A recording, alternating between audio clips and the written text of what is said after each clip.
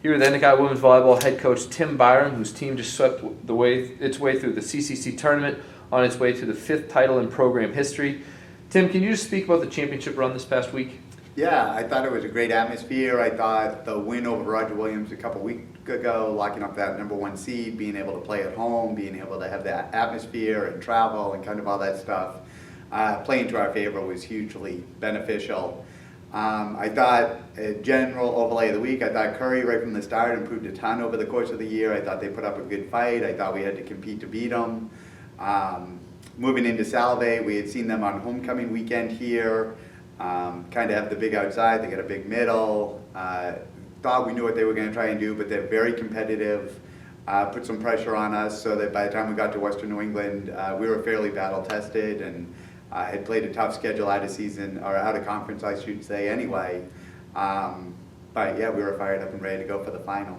Great, and like you said, they came in, the 3-0 sweeps from the outside in. Looks like it was an easy path to the finals, but all teams might have broken 20 at least in one set on you, and they would come back from these runs, and you were able to sustain runs yourself, stop runs on their part, and then make comebacks in some sets on your own.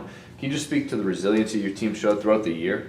Yeah, well, I thought we changed a lot. I thought we had so much depth and competitiveness this year that we could beat teams a couple different ways, or we could do things if someone was struggling.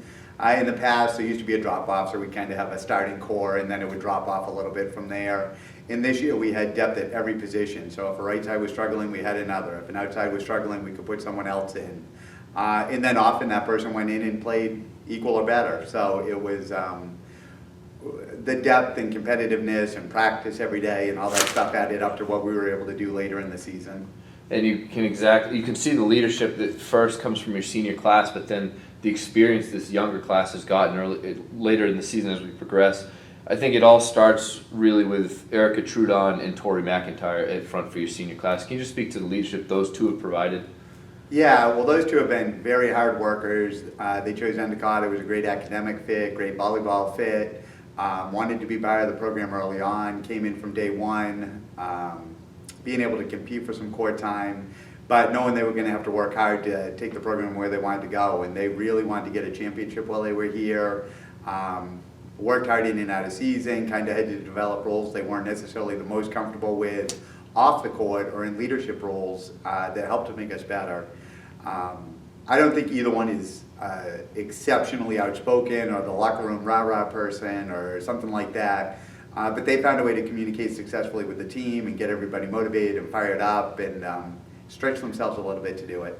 Good. Now, I would imagine a large part of that comes from the lead by example. And Tori McIntyre this past week throughout the championship run recorded her 1,300th kill in the championship match and then 1,300th dig overall in her career in the semifinals against Salve Regina, becoming just the second person in program history to eclipse 1,300.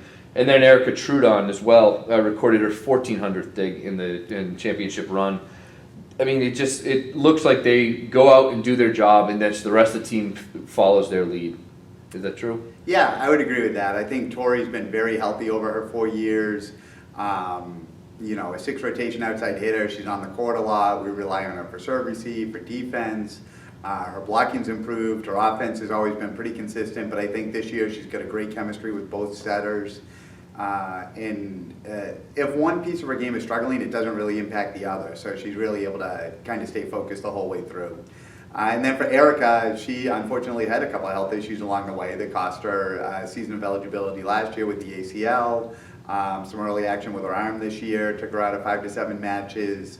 And she's had to overcome some hardships, which as a kid that loves to compete, loves to be on the court, loves to play hard, mentally she had to get past it, physically she had to get back to trusting herself, being able to perform. And I think from mid-season to the championship week, her physical skills kind of reemerged. She was much quicker on defense, she was getting outside the block, she was running through tips, and just physically seemed a lot more comfortable out there. Great, and when you talked about McIntyre, you mentioned her rapport with both setters. Can you speak to both setters? I mean, your team hit at a .302 percentage this past week offensively, which one might think it's just the hitters out there, but your setters seem to be putting them in good positions to succeed all week.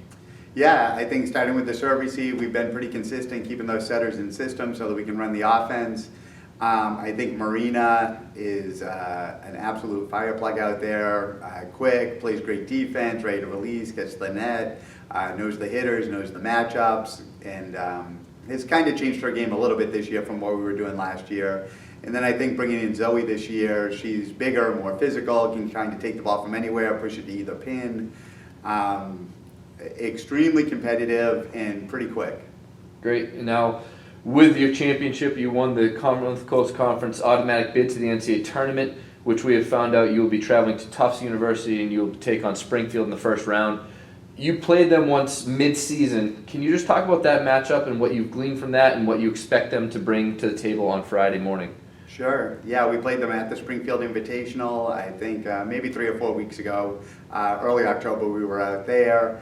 And very competitive, very strong program, been to the NCAA 6 or 7 times, I would say, in the last 10 years, always around a top 5 team in the region, disciplined, explosive, athletic, bringing all that stuff to the table. I think things we'd expect from them, they kind of started in a 6-2, went to a 5-1 for an offense. I think they've got an All-American middle that is an All-American for a reason, and you know they'll use her offensively. She'll put up a big block. We got to be aware of where she is and kind of manage the rest of the pieces outside of that. Great. And the other teams in your pod, it looks like it's Tufts, Maine Maritime, Johnson & Wales, UMass Boston, MIT, and Framingham State. I know you haven't seen all of them throughout the season. Can you speak to a few of those teams that you'll see potentially? Yeah, well, I've got a lot of coaching friends in there. I got a lot of people that we've played year in and year out and are very familiar with each other's programs. You know, I think if we have some success in advance into MIT Framingham, Framingham we've scrimmaged every year in spring ball. We've seen them in scenarios like that. I think Paul down at MIT, great program, got very strong outsides, very consistent, Endicott alum on staff, which is great. Either one of those would be a fun matchup. And then, yeah, on the other side of the bracket, they're all here for a reason. They've had successful careers. I think, you know, probably Johnson & Wales has been the big jump this year for somebody who's kind of jumped off when we opened the season with them this year. But it'll be interesting to see how everybody's evolved and what they're doing now. Great. Good luck this weekend down at Tufts. Thank you.